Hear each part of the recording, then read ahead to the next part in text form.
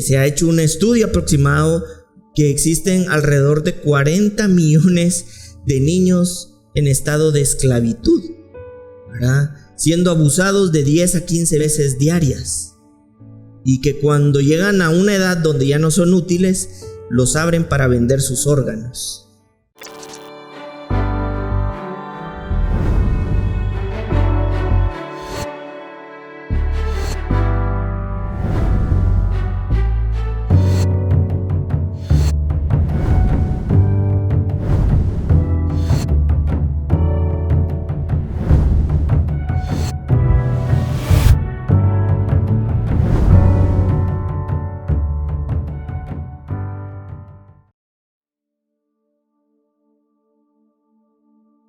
Día de hoy, a la que le he puesto por nombre Ciudadanos del Reino.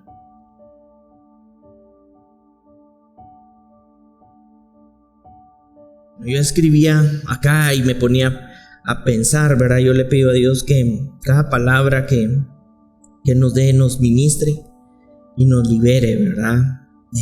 Nos sane y nos restaure cada día más a ese proceso perfeccionador de su voluntad santa, ¿verdad? Creo yo que vivimos en un tiempo, y no me refiero únicamente a las elecciones, ¿verdad? Porque ahora todo tiempo, me refiero a hace ya un buen tiempo, donde vivimos en una era posmoderna, ¿verdad? Donde en esta era posmoderna, llamémoslo así, en esta época del posmodernismo, hay una serie de enseñanzas, de filosofías, de educación que ha sido en algunos escenarios, ¿verdad? Hoy tal vez ya no tanto, pero que desde hace 50 años o más empezó a ser introducida sutilmente, ¿verdad? Que ha condicionado mucho el corazón del ser humano, y que necesitamos entonces un proceso donde nuestros corazones sean expuestos a la palabra de Dios, de tal manera que logremos conocernos. Yo ayer escuchaba en la Casa de Reino de San Cristóbal, lo decía Stephanie, si no mal recuerdo, decía algo como podremos saber cómo hemos sido conocidos, ¿verdad?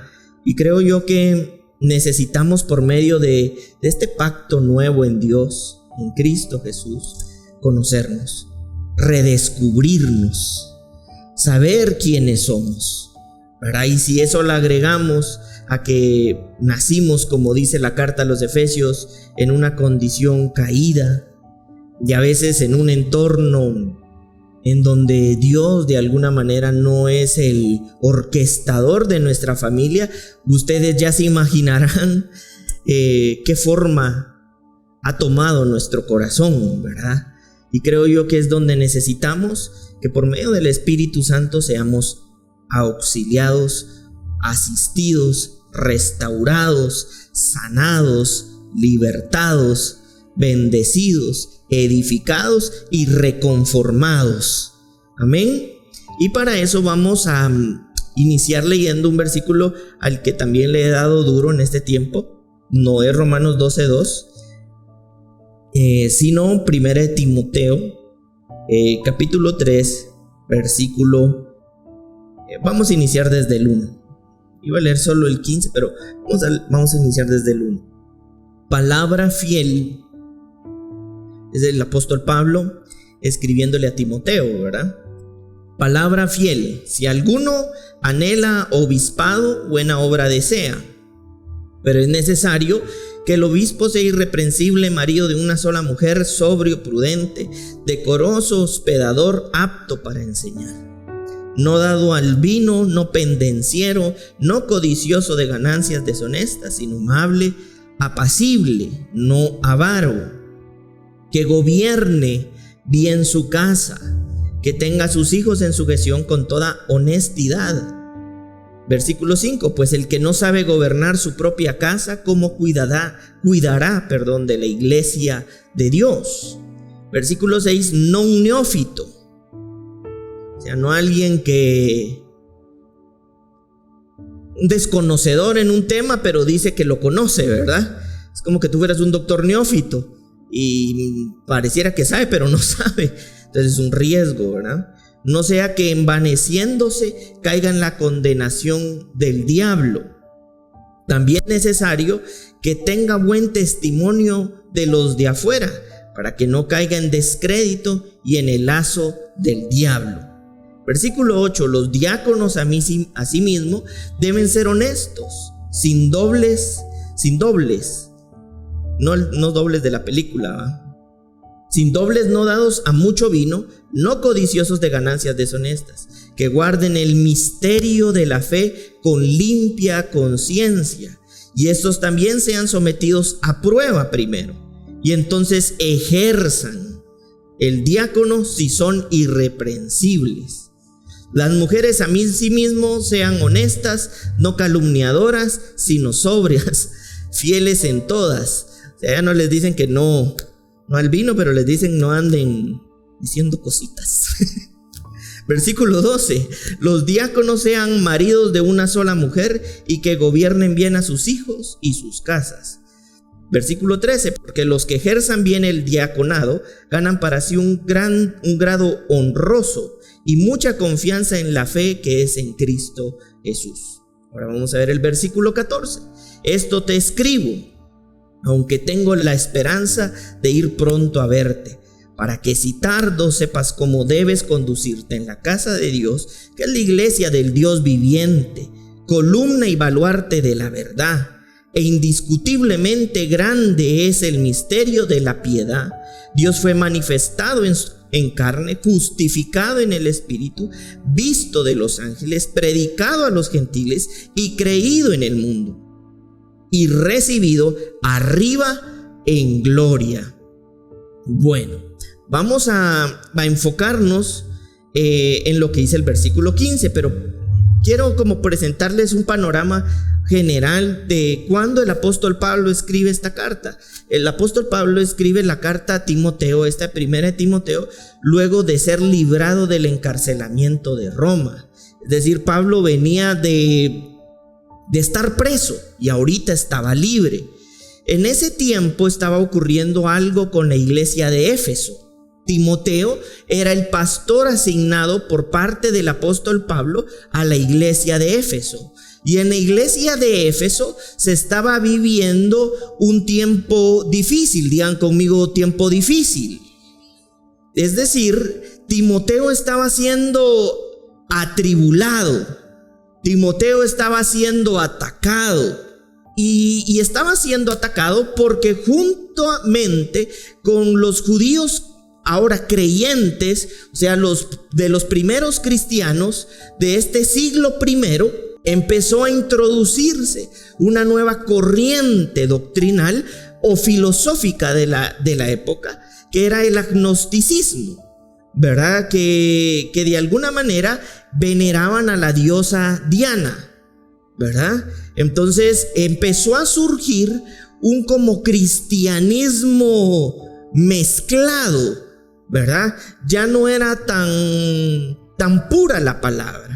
Es más, tenían como cierta influencia helenística. Es decir, ya no se predicaba la palabra como una verdad pura, sino empezaban a haber ya combinaciones a esa palabra que empezaban a restarle fuerza a la predicación tal cual se predicaba. En ese tiempo la iglesia se realizaba en casas.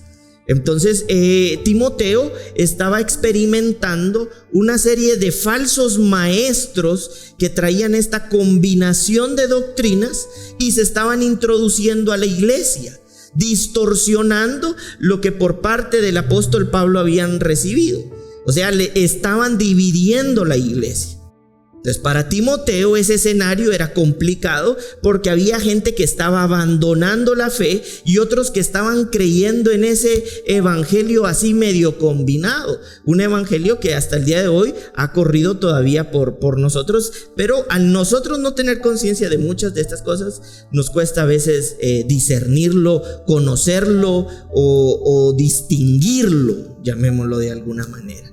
Entonces había ese problema en cuanto a lo que la iglesia estaba pasando. Es más, en ese tiempo empezó a existir dentro de esa predicación una desacreditación también al obispo de la iglesia, cuando la iglesia estaba haciendo referencia al hombre. Por eso es que en esta parte de lo que leímos, el apóstol Pablo le está diciendo el obispo sea así, o el sacerdote, etcétera, ¿verdad? ¿Por qué? Porque se estaba colocando en muchos de los escenarios, por medio de esta doctrina, una superioridad mental y en el corazón de la mujer sobre el hombre, ¿verdad? Traducido en estos días, se podría decir como un tipo de feminismo de esa época, ¿verdad? O sea, esto no es nuevo, en este tiempo ha cobrado más auge, ¿verdad? Sin embargo, si ustedes recuerdan, el apóstol Pablo en una de sus cartas dice que ya no hay hombre ni mujer, no porque Pablo estuviera disolviendo el género, sino porque estaba dando igualdad de dignidad y de condiciones en Cristo Jesús. Es decir, Pablo no fue el primer promotor de algunos rollos, ¿verdad?, que hoy escuchamos en esta era posmoderna, sino por el contrario, él reivindicó. Recordemos que la iglesia fue el primer instrumento que existió sobre la faz de la tierra que reivindicó la dignidad de la mujer, fue la iglesia. Por eso nosotros encontramos a través de la historia mujeres ejerciendo como diáconas, empresarias que abrían inclusive las puertas de su casa para que la palabra de Dios fuera predicada. Mujeres que empezaron a cobrar tanta fuerza que un día les dice el apóstol Pedro, ¿verdad? Ustedes procuren tener un buen testimonio para que los hombres también, sus esposos, puedan creer. Pero en esta época, en esta iglesia, mejor dicho, de Éfeso, la mujer sí empezaba a tener como esa idea de que el hombre en realidad no debía tener ningún papel. Entonces es ahí donde el apóstol Pablo trata de empezar a ordenar de alguna forma lo que era necesario comprender o entender. Entonces en el versículo 15, para ser exactos, dice de la siguiente manera: para que si tardo sepas cómo debes conducirte en la casa de Dios, que es la iglesia de Dios viviente, columna y baluarte de la verdad. Por eso le dice eso. La iglesia es columna y baluarte de la verdad. ¿Por qué? Porque ya habían mentiras que se estaban incrustando en contra de la predicación del evangelio del reino, del evangelio de Cristo, del evangelio del nuevo pacto, del evangelio de esta verdad eterna en Dios. Entonces el apóstol Pablo, como apóstol, necesitaba como decirle: Timoteo, ten cuidado y no se te olvide quiénes somos como iglesia. Como iglesia somos la casa de Dios, la iglesia del Dios viviente, columna y baluarte de la verdad. Entonces compórtate de esa manera, no porque Timoteo no se estuviera comportando, sino por el contexto histórico en el que él estaba, para que puedas ser un buen testimonio delante de esta gente. Más ahora que hay gente que ya piensa cosas distintas, ¿verdad? Entonces yo quisiera que bajo este entendimiento pudiéramos ver lo que significa la palabra baluarte. Esta palabra, rayomá, se dice, ¿verdad? Significa la base que en última instancia soporta el propio fundamento. Miren qué interesante esto. Es la base última que soporta el fundamento. Es decir, que cuando el apóstol Pablo le estaba diciendo a Timoteo que la iglesia es el baluarte, le está diciendo: la iglesia es la base en donde se soporta, en donde cae, de donde se sostiene el fundamento. ¿Y quién es el fundamento? Cristo Jesús.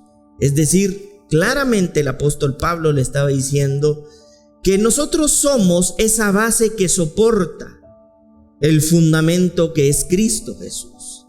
¿A través de qué? De nuestras vidas, de nuestros corazones, de nuestros pensamientos, de nuestro sentir, de nuestras acciones. Pero también específicamente le está diciendo a Timoteo en cuanto a la predicación, ¿verdad? Es decir, tú eres el lugar en donde Cristo se sostiene para que pueda ser expuesto. Es decir, que si esta base se mueve, de alguna manera el fundamento puede correr un riesgo de no estar en el lugar correcto. ¿Sí me estoy explicando? Es decir, puede que cambie de posición, y al cambiar de posición se corre un riesgo en la forma en la que se está construyendo la palabra, o si lo traducimos al día de hoy, un riesgo en lo que se va a construir en un edificio, ¿verdad? Si nosotros le cambiamos las bases a los cimientos de una construcción, hay un riesgo, porque ni la base está en el cimiento, ni el cimiento tiene base. Entonces esa construcción corre un riesgo, es peligrosa, y muy pocos quisieran vivir en un lugar de alto riesgo como ese. Entonces aquí el apóstol Pablo le está diciendo: recuerda que la iglesia es ese lugar en donde se sostiene el fundamento. Entonces tú eres una base importante para que Cristo Jesús, la predicación del evangelio, la vida de Dios pueda ser visible, pueda ser conocida, pueda ser expuesta y pueda ser reconocida. Sí me estoy explicando con esto. Es decir, tenemos un papel como bases que sostienen al fundamento que es Cristo Jesús. Y le dice aquí, en este versículo 15, somos este baluarte como iglesia, pero le dice que este baluarte es un baluarte ¿de qué? De la verdad. La palabra verdad, y algunos de ustedes lo saben, viene del griego aletheia, y sabemos que significa realidad. Pero miren, vamos a extendernos un poquito más el día de hoy. Significa realidad opuesta a la ilusión. En otras palabras, está haciendo referencia a hechos. Yo no sé si ustedes han escuchado cuando alguien dice que el dato mata el relato. Es porque el dato es un hecho. El relato puede ser una opinión, una idea. Y en este tiempo, por el contexto que les estaba comentando, ya empezaba a existir una opinión o una idea, pero el apóstol Pablo le recuerda a Timoteo que lo nuestro no es una idea, es una realidad. Y si es una realidad, es un hecho, que lo que nosotros creemos no es el resultado de la ilusión, ¿verdad? Ni de la opinión, ni de algo sensorial, sino de que estamos fundados y somos el sostén, el apoyo de donde se sostiene la verdad. ¿Y quién es la verdad? Yo soy el camino, la verdad y la vida. Es decir, soy la realidad opuesta a toda ilusión. El apóstol Pablo le estaba diciendo, hay un montón de cosas ilusorias en este tiempo. Hay muchos falsos maestros que se han introducido a la iglesia de Éfeso. Pero recuerda que tú eres el lugar en donde se sostiene el fundamento por una realidad que está opuesta a toda una ilusión, porque lo nuestro es un hecho. Es como cuando, por ejemplo, si nosotros estuviéramos todos afuera y vemos acontecer un accidente, todos podríamos testificar de lo que en ese accidente sucedió. Pero si estando ahí viene alguien y dice, no, eso no pasó, simple y sencillamente eso se desacredita. ¿Por qué? Porque lo que está diciendo es una ilusión distinta al hecho que sucedió. Entonces, cuando nosotros entendemos esto, también dimensionamos cuando el apóstol Pablo decía, si Jesucristo no se hubiera levantado de los muertos, vana sería nuestra fe. Él tenía tanta seguridad de lo que había ocurrido que él ese hecho no lo ponía en duda, y por eso él sabía que lo que creía no era una ilusión. El día de hoy, haciéndose un paréntesis, la misma historia narrada por gente incrédula, historiadores que incluso son ateos, y algunos son agnósticos, la misma historia te hace saber de que la tumba en donde Jesucristo fue sepultado está vacía. Y que hay tumbas como la de Moisés que todavía tienen a Moisés. La historia te lo puede decir. Entonces, bajo esa seguridad, no solamente histórica, sino espiritual del apóstol Pablo, él sabía que la iglesia estaba como un baluarte de la realidad, de un hecho, no de una ilusión, de una verdad, de un camino, de la vida, de la predicación del evangelio del reino. Entonces también le dice, en ese sentido, somos esa columna. Y cuando la escritura en este contexto está hablando de columna, está haciendo referencia a esa estructura en donde se sostiene una construcción. Entonces la palabra de Dios está siendo construida en la iglesia por medio de sus baluartes. ¿Y quiénes son los baluartes? Es el lugar en donde se sostiene el fundamento. El fundamento, sin ese sostén, corre riesgo. ¿Sí me estoy explicando? Y ese baluarte es una expresión de la realidad de Dios, de hechos que en ese tiempo estaban tratando de contradecirlos con doctrinas que no venían de Dios, ¿verdad? ¿Qué somos nosotros entonces? ¿Qué es la iglesia de Dios? Baluartes de la verdad, la columna de Dios, que exponen una verdad, una realidad en Dios. En la época posmoderna nos encontramos con una serie de opiniones llenas de ilusión probablemente. Pero por más que estas opiniones sean llenas de ilusión, están alejadas de la verdad. Están alejadas de la realidad, de los hechos. Incluso por eso en estos tiempos yo les he puesto el ejemplo de cómo en Estados Unidos, por ejemplo, la esclavitud negra era legal. Pero por más que eso fuera legal, en realidad eso no estaba pegado a su realidad de creación. Porque no estaba bien tener esclavos, por ejemplo. ¿Verdad? Por más que a alguien le hiciera ilusión tenerlos, ¿verdad? Yo no sé si ustedes sabían, y voy a hacer aquí un paréntesis, pero estamos viviendo la época en la que más esclavos hay en el mundo, ¿verdad? Se ha hecho un estudio aproximado que existen alrededor de 40 millones de niños en estado de esclavitud, ¿verdad? Siendo abusados de 10 a 15 veces diarias. Y que cuando llegan a una edad donde ya no son útiles, los abren para vender sus órganos. Esa puede ser la ilusión de alguien que está muy mal, ¿verdad? Pero esa no es, por eso te das cuenta, esa no es la verdad, por más que le haga ilusión a alguien. Entonces vamos a ver lo que dice la carta a los Filipenses, capítulo 3, versículo 12. No que yo lo haya alcanzado ya, ni que ya sea perfecto, sino que prosigo, porque si logro hacer aquello para lo cual fui ya, ha sido por Cristo Jesús.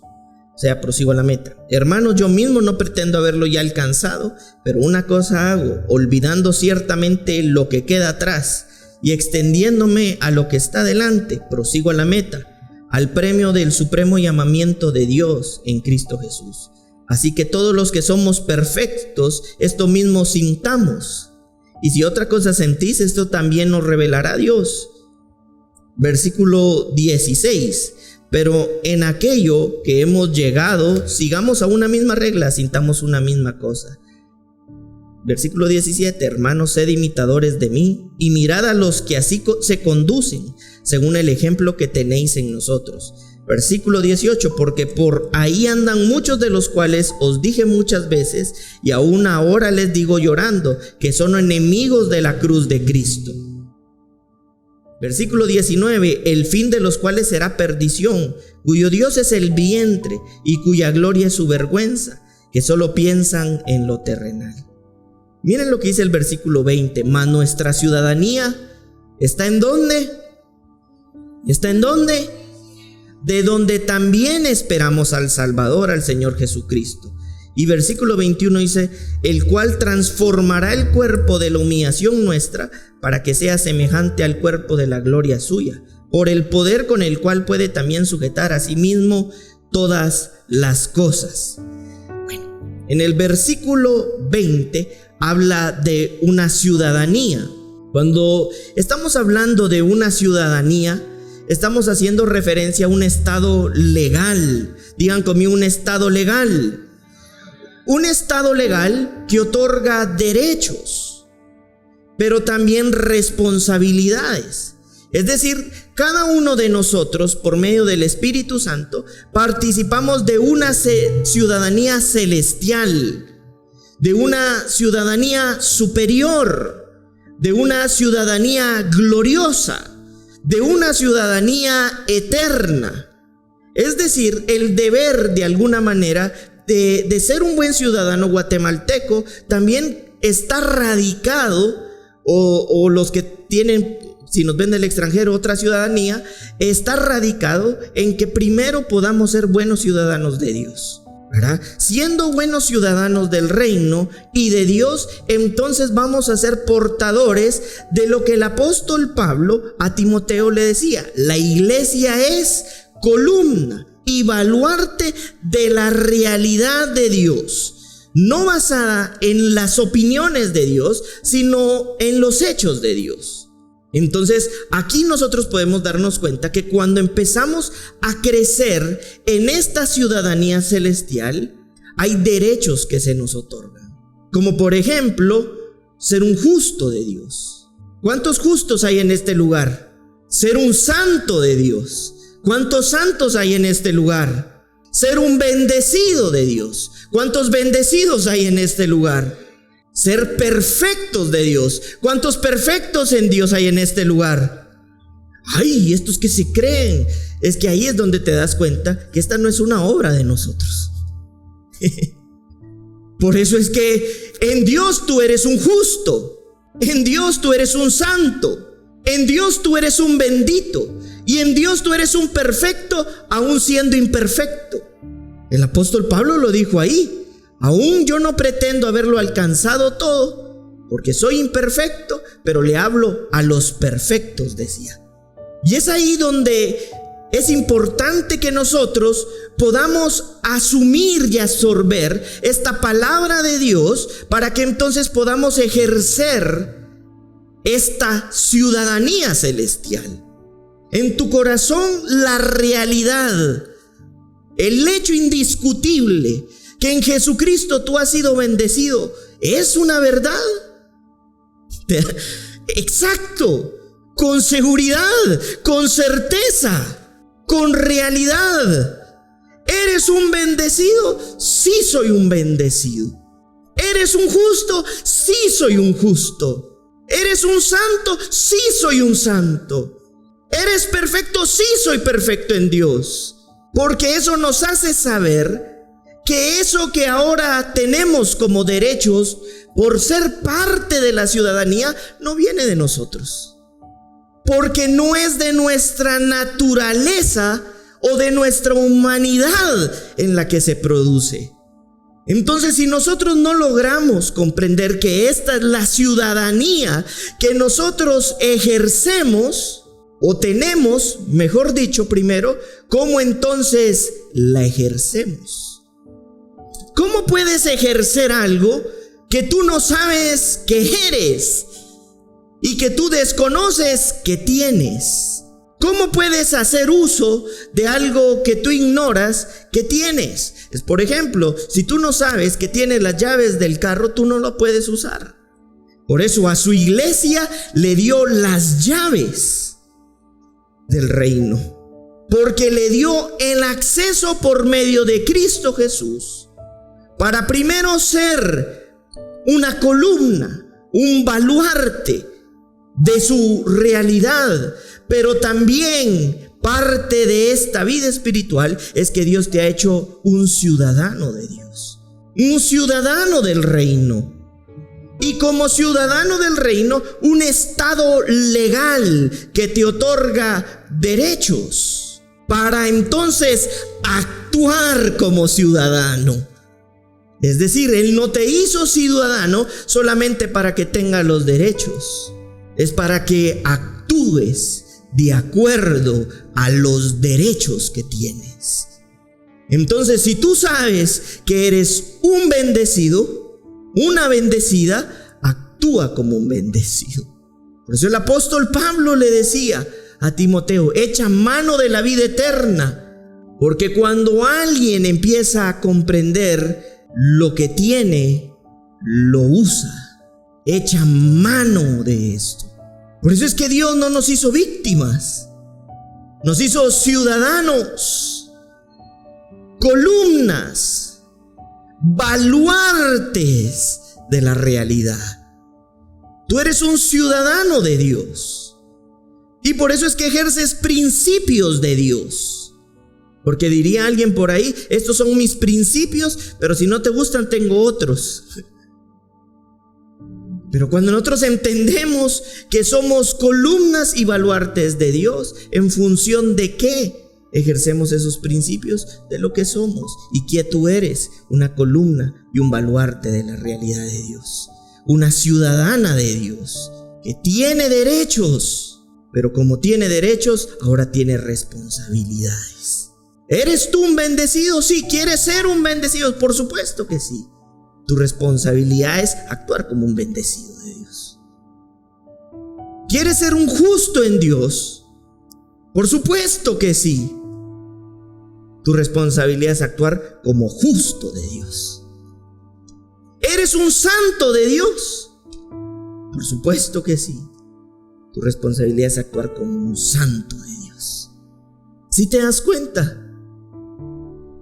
Es que cuando nuestros corazones empiezan a experimentar esa reconfiguración en Dios, entienden que solamente estando en Dios pueden ser eso que de parte de Dios recibe. Y entonces, en función de ser eso que de parte de Dios recibe, entiende que solamente en Dios entonces puede actuar en función de eso que recibió de parte de Dios. Eres un ciudadano de Dios, bendecido, santo. ¿O acaso eso no era la forma en la que le escribía el apóstol Pablo a los santos? Ay, pastor, pero si usted supiera lo que yo vivo haciendo, pues precisamente en el crecimiento en esa vida es que tú vas a empezar a actuar conforme a lo que tú eres, porque esta es una obra de la gracia de Dios.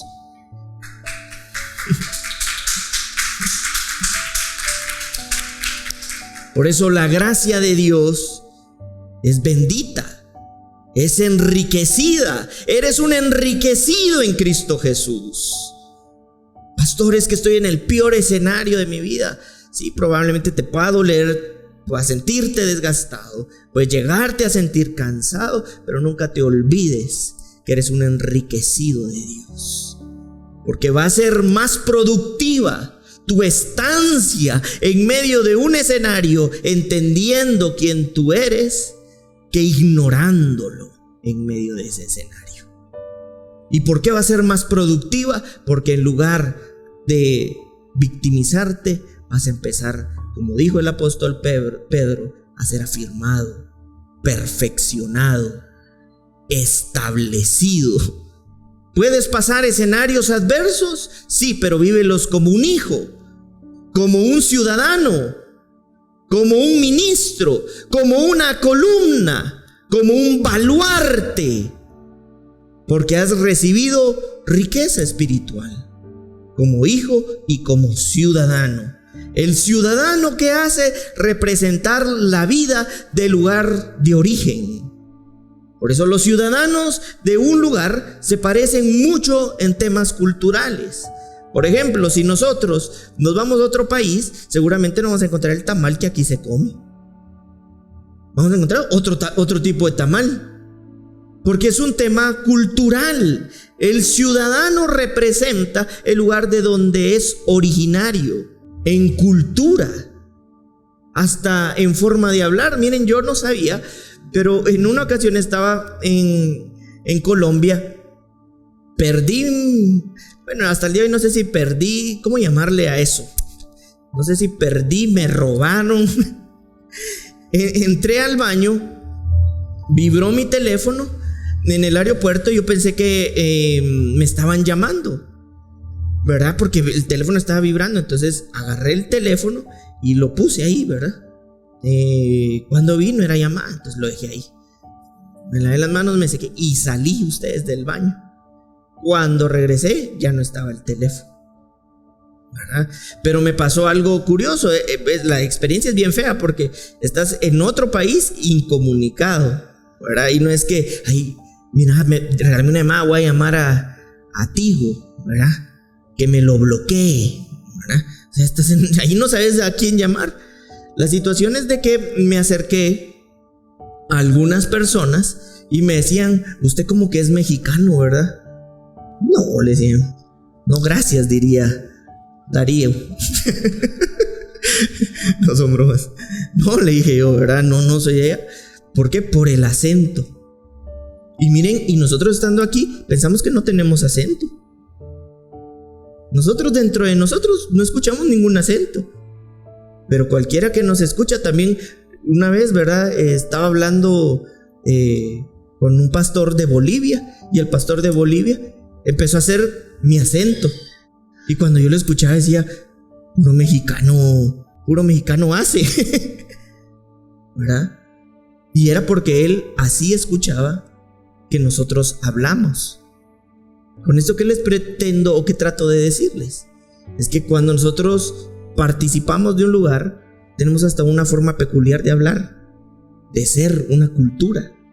Y si nosotros nacemos entonces en la vida espiritual y ejercemos una ciudadanía celestial, ¿no es que acaso deberíamos empezar a tener como que ese acento celestial, esa palabra celestial, esa vida celestial?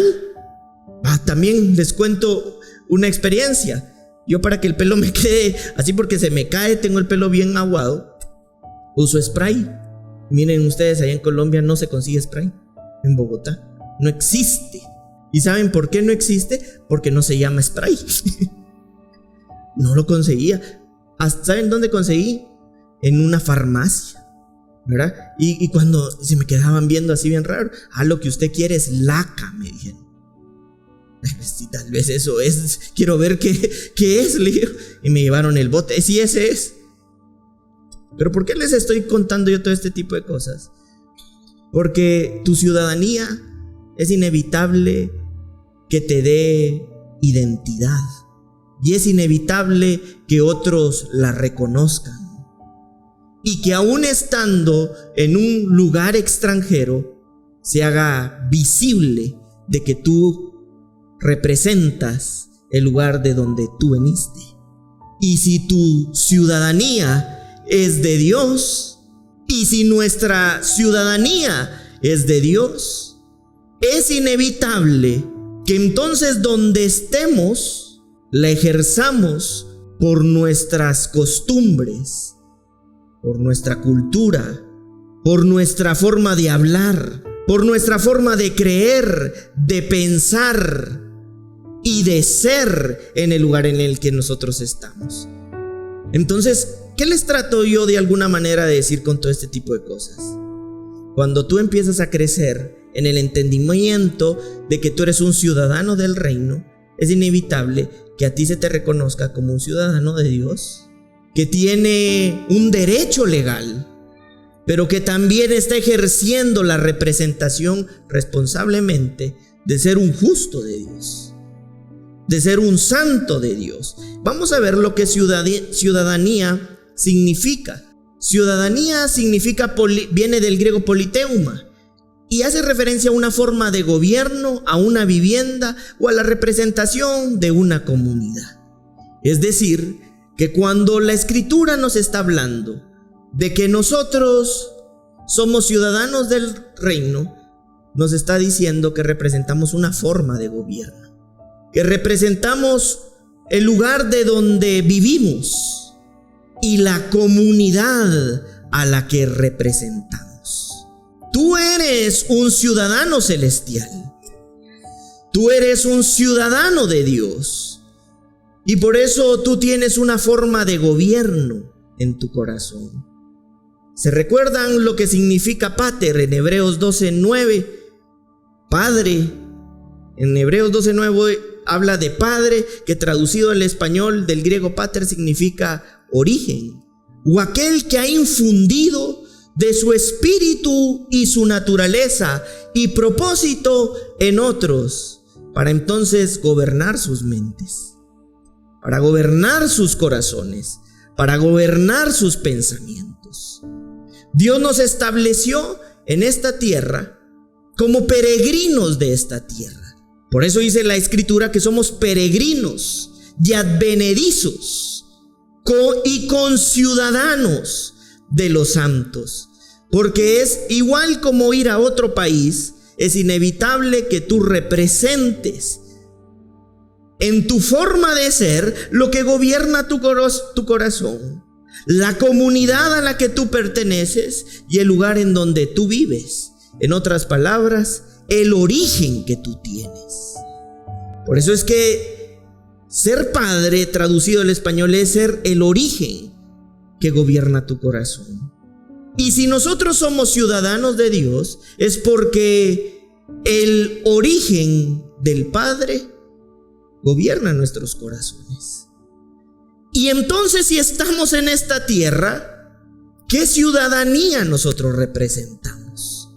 Si tú estás en esta tierra, es porque tú fuiste enviado como Dios a esta tierra como un extranjero, dice la Escritura, porque tu ciudadanía es del cielo. Quiere decir que tus costumbres, que tu ciudadanía, que tu cultura, por más de que este sea nuestro país, la que debería gobernar nuestro corazón es la del cielo. Por eso es que si estamos en la época en donde se ha cosificado al ser humano, y cuando me refiero a cosificado es hacerlo peor que cosa, nosotros seguimos viendo la vida desde la realidad en donde Dios la vive. Yo no sé si ustedes sabían o conocían o conocen al creador, uno de los creadores del veganismo. Se llama Peter Singer. Y una de sus ideas es que es más valiosa una vaca que un bebé por nacer. Y él mismo lo dice. Pero como no sabemos ni de dónde viene el veganismo, somos veganos. Y así somos. Como no sabemos de dónde viene el feminismo, somos feministas. Como no sabemos de dónde viene la palabra machismo, somos machistas. Como no sabemos ni qué es el patriarcado, digamos que vivimos en patriarcado.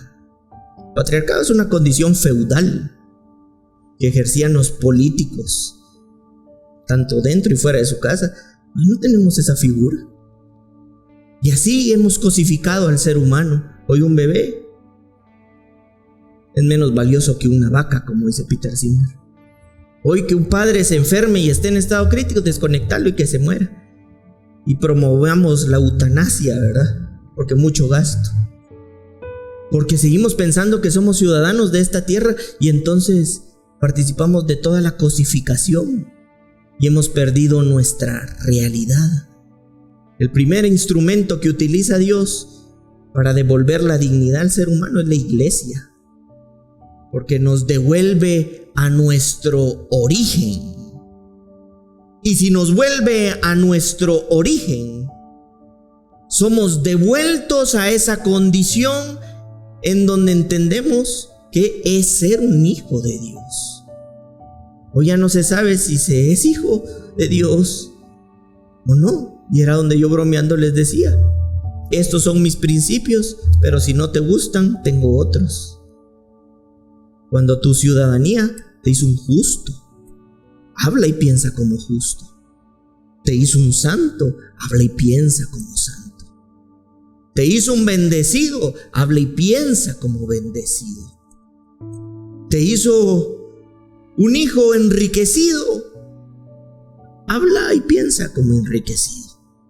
Porque somos extranjeros en esta tierra representando una ciudadanía de derechos y responsabilidades.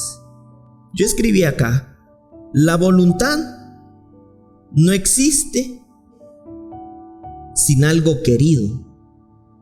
Se los vuelvo a repetir, la voluntad no existe sin algo querido. Cuando nosotros estamos hablando de la voluntad, lo que tendríamos que preguntarnos, ¿qué es lo que queremos? Porque la voluntad no reacciona por sí sola. Es decir, a veces decimos, ya no tengo la voluntad. No, tú tienes que preguntarte, ¿qué es lo que tú quieres? Por eso es que así está reaccionando tu voluntad. Nosotros participamos y pertenecemos a una ciudadanía de Dios. Y dice la Escritura que Dios puso en nosotros el querer como el hacer la voluntad de Dios. Pero no habla de querer y hacer la voluntad como un puro sentimiento de desear algo, sino como el efecto de que queremos ese algo y por lo tanto tenemos la voluntad de hacer ese algo porque tenemos un objeto mental en nuestros pensamientos que nos hace querer ese algo. Entonces lo que debemos preguntarnos es, ¿qué estamos pensando?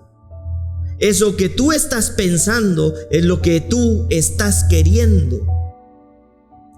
Y eso que tú estás queriendo es lo que va a producir en tu vida la voluntad de querer hacer o no hacer algo. Por eso, si algo nosotros como hijos de Dios necesitamos, es de que por medio de su Espíritu Santo podamos ser ministrados por Dios. Ministrados de tal manera que entonces en nuestro corazón y en nuestros pensamientos puedas empezar a estar el querer de Dios. Y teniendo entonces el querer de Dios, podamos entonces tener la voluntad de hacer el querer de Dios. Todo lo que tú piensas va a ser todo lo que tú quieres. Y todo lo que tú quieres va a determinar toda la voluntad que tú tienes. Como hijos de Dios, como ciudadanos de Dios, si algo nosotros necesitamos es empezar a evaluar las cosas que queremos. Porque en función de eso que queremos, tendremos sí o no la voluntad de hacerlo. La voluntad no se cierra porque sí o no se abre porque sí. Es la decisión de querer algo, y es ahí donde necesitamos que Dios cada día llene y gobierne más nuestros corazones, llene cada día más nuestros pensamientos, para que entonces en ese querer podamos responder con la voluntad de hacer la voluntad de Dios. El querer no desde algo puramente sentimental, sino el querer porque ha sido alimentado con entendimiento, gratitud y obediencia. Porque a veces nosotros decimos, es que no quiero, y lo llevamos puramente al sentimiento. Y nuestros sentimientos son tan cambiantes y tan fluctuantes que yo tengo amigos, parejas de esposos, y les voy a contar esto, donde me dicen, ¿verdad? Mira, hay días donde uno se levanta con su esposa y uno no tiene las ganas de quererlo, pero no por eso lo deja.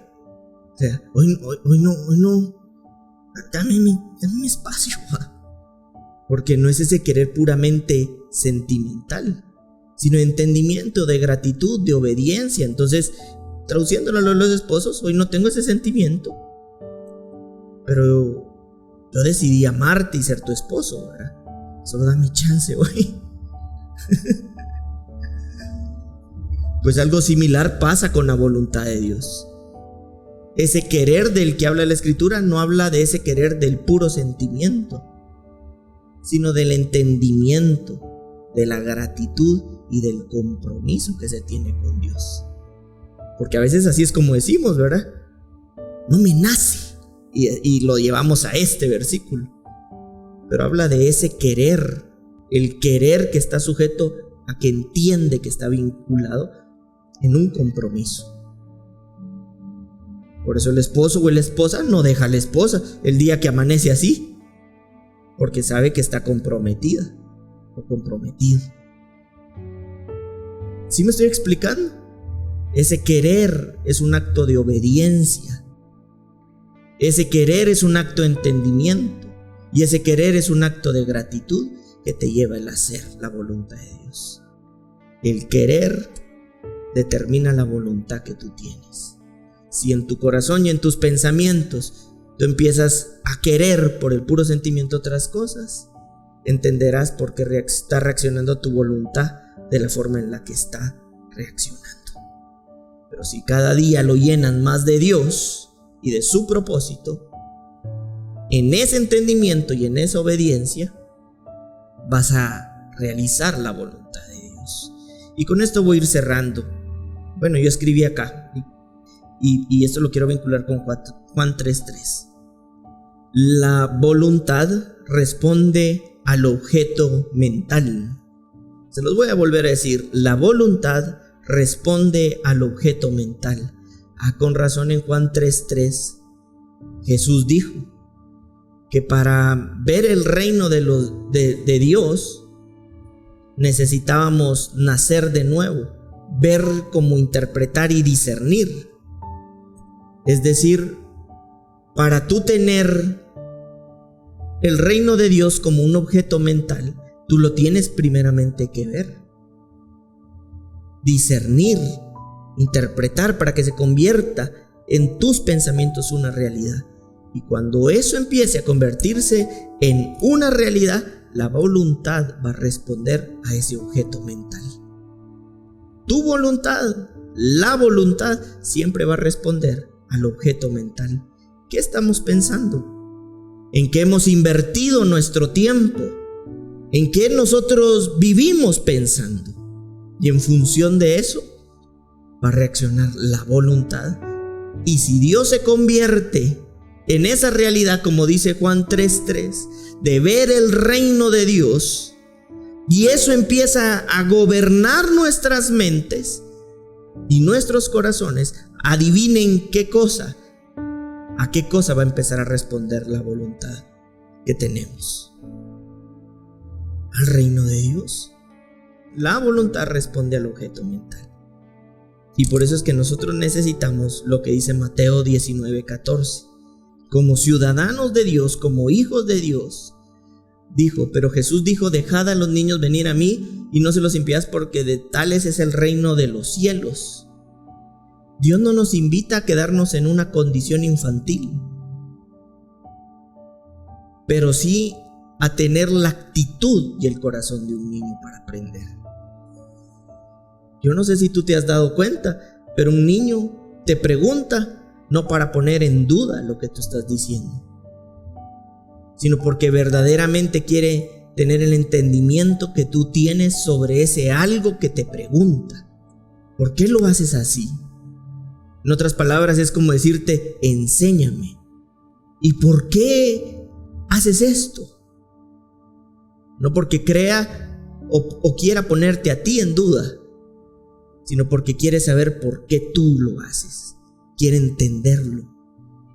Lo que la Escritura nos está invitando a hacer como ciudadanos de Dios y del reino no es a una conducta o una condición infantil, sino a una actitud de querer aprender, comprender para poder crecer.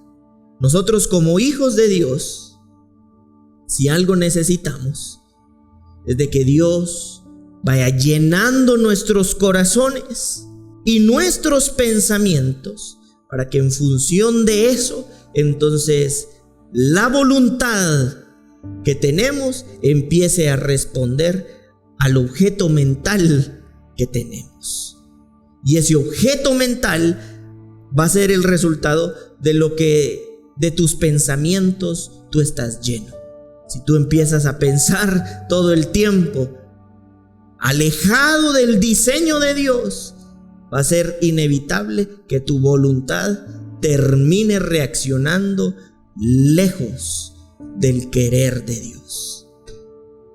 Pero si tú como un hijo de Dios inviertes tiempo en llenar tus pensamientos del entendimiento de la vida espiritual de Dios, va a ser inevitable que la voluntad responda al objeto mental de que tus pensamientos sean llenos o se están llenando de Cristo Jesús. Amén. Nosotros somos participantes de una ciudadanía celestial. Tú, más que ser ciudadano de una nación, primeramente eres ciudadano de Dios. Y como ciudadano de Dios, tú ejerces esa ciudadanía terrenal, como esos baluartes de esa realidad de Dios, de esos hechos. Dios suple conforme a lo que Él es, y suple entonces conforme a sus riquezas en gloria. Somos hijos enriquecidos, bendecidos, renacidos, justos, santificados, escogidos, determinados por la voluntad de Dios para escuchar la voz de Dios. Y entonces andar en esta vida y en esta tierra como hijos, ciudadanos, representantes de Dios. Amén.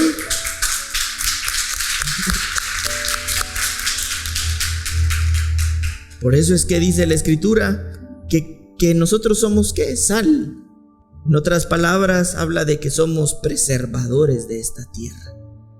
Y luz, porque somos iluminadores de esta tierra. Uno de los efectos de que Dios está, por medio de su Espíritu Santo, creciendo en tu corazón, es de que tú eres alguien que preserva el lugar en donde tú estás y que ilumina el lugar en donde tú estás, desde lo que está gobernando tu mente, porque lo que gobierna tu mente y tu corazón es a eso que la voluntad va a responder. Amén.